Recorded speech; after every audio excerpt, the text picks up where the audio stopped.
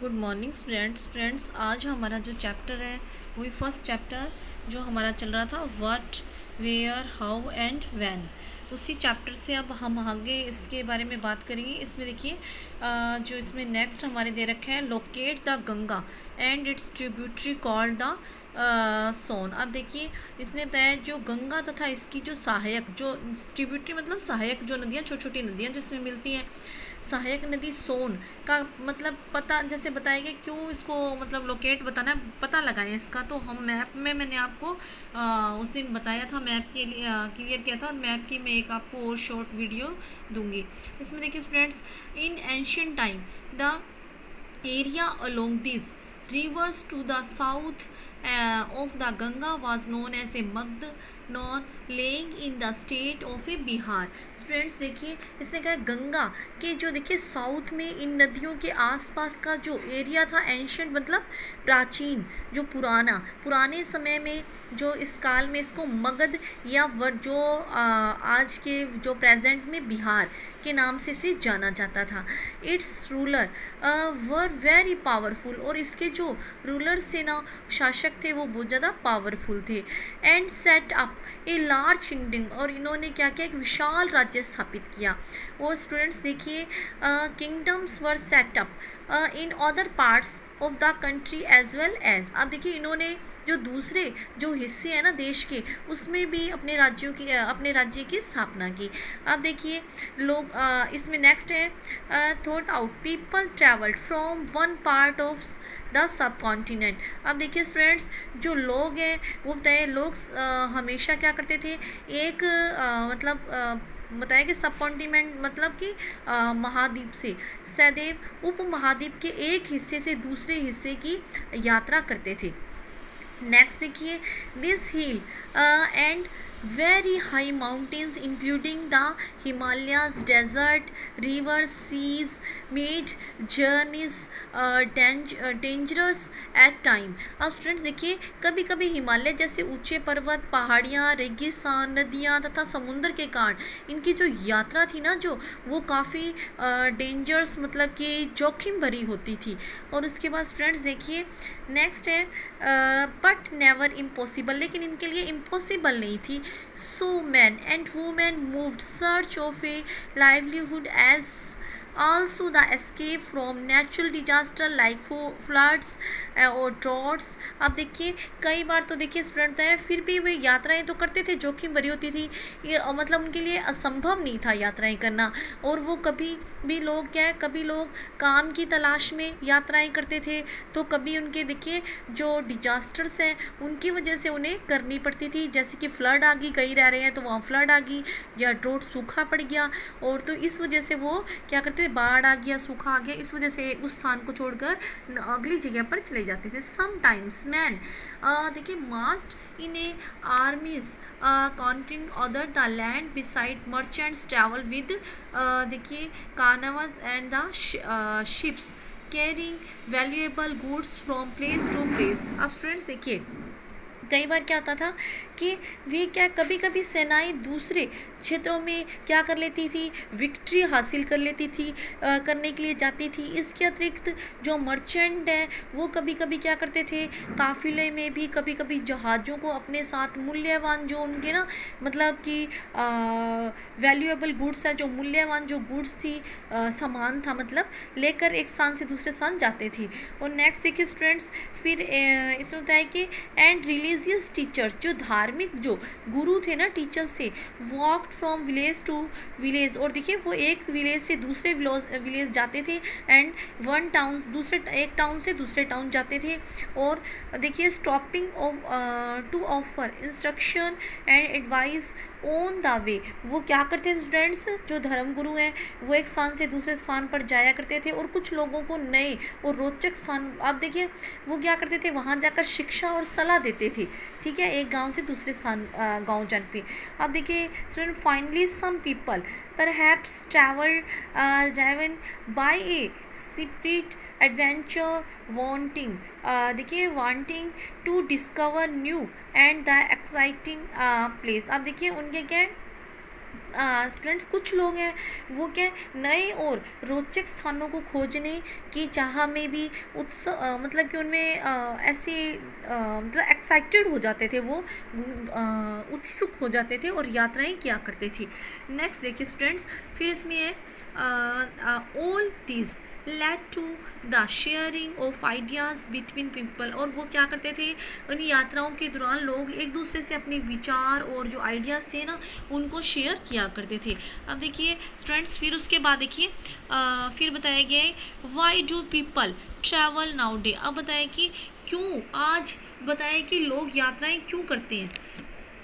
अब देखिए look at map eight देखिए वंस मोर। अब देखिए एक बार फिर से क्या है, इसने कहा कि मैप देखो, फिर उसके बाद देखिए hills mountain and while it देखिए seas from the natural frontiers of the subcontinent. अब स्टूडेंट देखिए पहाड़ियाँ, पर्वत, समुंदर और इस जो ये होता है सब कॉन्टिनेंट मतलब उप महाद्वीप की प्राकृतिक सीमा का निर्माण करते हैं। मैंने आपको फर्स्ट जो अपनी क्लास हुई थी उसमें बताया था, इसमें नॉर्थ वेस्ट साइड में इसके जो बताया था एरिया, ये भी सुलेमान किर था, और उधर जो नॉर्थ ईस्ट है इधर हिमालय पर्वत था, और इसके जो वेस्ट और इसमें जो था वेस्ट साउथ में इसके अरेबियन सी, ये सारा मैंने आपको क्लियर किया था स्टूडेंट्स। तो ये था इसका जोग्राफिकल कंडीशन एरिया है ना वो इस तरह का है, इसकी सीमाओं का निर्माण करता है। डिफ़िकल्ट है, ठीक है। अब देखिए वो इट इज़ डिफ़िकल्ट प्रोसेस, को डिफ़िकल्ट है इसको पार करना, हालांकि लोगों के लिए इन सीमाओं को पार करना आसान नहीं था, ठीक है।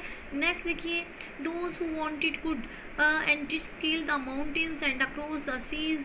अब देखिए जिन्होंने अब क्या people from across the frontiers also came into subcontinent and settle here. अब क्या कुछ लोगों ने क्या किया भाई, कुछ लोगों ने देखिए ऐसा किया कि उन्होंने आसान नहीं था, जिन्होंने ऐसा चाहा कि वे ऐसा कर सके, वे पर्वतों की ऊंचाइयों को छू सके, गहरे समुद्रों को पार कर सके, और इस उपमहाद्वीप के बाहर से कुछ लोग यहाँ पर आए और यहीं आकर यहीं सेटल्ड हो गए हो। नेक्स्ट देखिए स्टूडेंट, फिर इसमें बात है, इसमें क्या there these movements of peoples देखिए अनटेस्ट फ्रॉम द कल्चरल ट्रेडिशन। अब उन जो ये लोग यहाँ पर लोगों ने क्या किया, इस यहाँ पर आए आवागमन ने हमारी संस्कृति और परंपराओं को भी समृद्ध बनाया। पीपल हैव देखिए share new ways and the carving stones, देखिए composing music and even cooking food over several hundreds of year. अब देखिए स्टूडेंट्स कई वर्षों से लोग देखिए वर्षों से लोग पत्थर को तराशने, संगीत रचने, यहाँ तक कि भोजन बनाने के नए नए तरीकों के बारे में एक दूसरे के विचारों को अपनाते रहे हैं। अब देखिए स्टूडेंट्स आता है name of the land, names of the land. अब देखिए देश का नाम देखिए। Next to of the words we often use for our country देखिए आर इंडिया एंड भारत। आपको पता है अपने देश के लिए हम प्राय जो दो हमने वर्ड अपनाए हुए हैं, एक इंडिया तथा भारत जैसे नामों का हम प्रयोग करते हैं।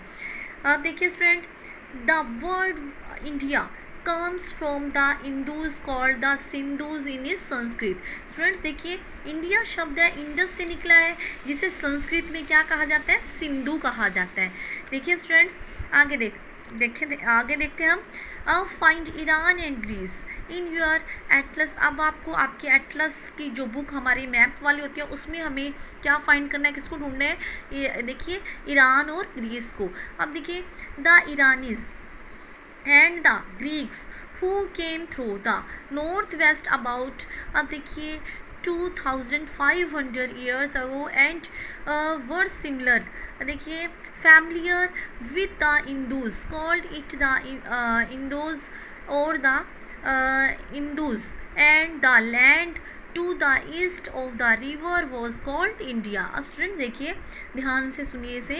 देखिए लगभग 250 वर्ष पहले, देखिए 250 वर्ष पहले नॉर्थ वेस्ट की ओर से आने वाले ईरानियों और यूनानियों, ठीक है, के ने सिंधु को क्या बोला, इंदूज, हिंदोज तथा इंदोज।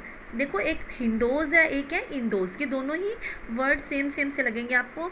और इस नदी के ईस्ट में जो ईस्ट में जो पार्ट है, जो लैंड है, को इंडिया कहा जाता है। भारत नाम का प्रयोग इसी लैंड के लिए हुआ है जो कि नॉर्थ वेस्ट में रहने वाले लोगों के एक समूह के लिए किया जाता था। अब देखिए स्टूडेंट्स, अब इसमें नेक्स्ट हमारे देखिए, the name Bharat was used for a group of people who lived in A north west में रहने वाले लोगों के लिए भारत जो वर्ड है उसका यूज़ किया गया, and who are mention in the Rigveda. और स्टूडेंट्स ये ऋग्वेद में भी मेंशन है। और अर्लीस्ट कंपोजिशन इन संस्कृत में ये बताया गया है जो कि संस्कृत में इस बात का उल्लेख है, इस समूह का उल्लेख संस्कृत की जो आरंभिक में लगभग देखिए 3500 जो बताया गया है, पुरानी जो बुक है, जो वर्ष पुरानी है। और ये जो बुक जो हमारी देखिए ये बताया अर्लीस्ट ऋग्वेद में इसके बारे में, ये जो ऋग्वेद है इसमें इसका मेंशन मिलता है। और फिर इसके लिए क्या होना है, later it was used for the country, और बाद में इसका प्रयोग स्टूडेंट्स किसके लिए होने लगा, देश के लिए होने लगा, जो हमारे देश इंडिया के लिए इसका प्रयोग होने लगा। और स्टूडेंट्स अब जो मैं आपको ये वीडियो सेंड कर रही हूँ इसको आप ध्यान से अपनी बुक जो आपने आई होप जो आपने बुक्स ले ली होंगी और आप उसको ध्यान से पढ़ें, और इस जो मैं वीडियो भेज रही हूँ इसी को आप देखते हुए अगर इसे पढ़ेंगे तो आपको चैप्टर बहुत अच्छे से समझ आने वाला है। और नेक्स्ट जो हमारा टॉपिक है उसके बारे में हम अपनी अगली क्लास में बात करेंगे। Okay, thanks students.